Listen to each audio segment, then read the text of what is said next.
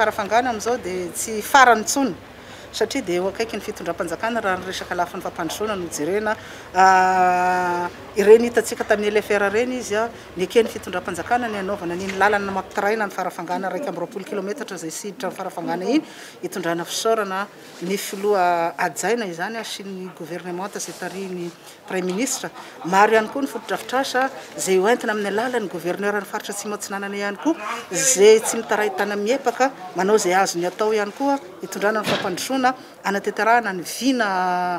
ny filoha mba ho tsy ho isy district na faritra ho adino amin'ny resaka fampandrosoana be dia be ny EPP manara-penitra za efa nahazo raha misy manomeo izy ny ohatra zay zavatra anao ka nga miteny hoe ataovy be dia be efa io koa fa vita ny bureau ny police ny fonction publique ny gouverneur araka ny teneniko teo efa nanao tolo-tanana ihany koa amin'ny fanatsarana ny université ny farafangana ary mbola betsaka ho tonga ny rano fisotro madio ihany koa mbola betsaka no mety voaray taona mahery zay roa taona zay zao roa taona ny fitondrana za eto farafangana zany dia mahatsapa fa tsy zanakala hafa ary tsy adino ny fitondram-panjakana ary vonona hatrany fanometanana amin'ny filoham-pirenena hitondrana izany fampandrosoana zany eto amin'ny district amin'ny farafangana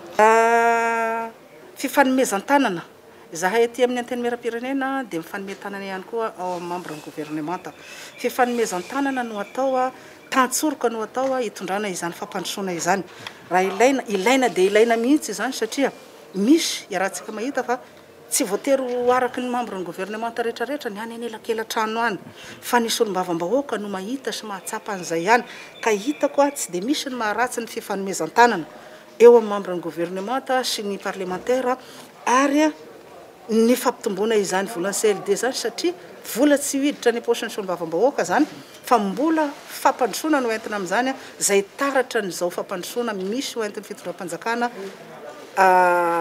zay miazakazaka dia miazakazaka tokoa amin'ny fampandrosoana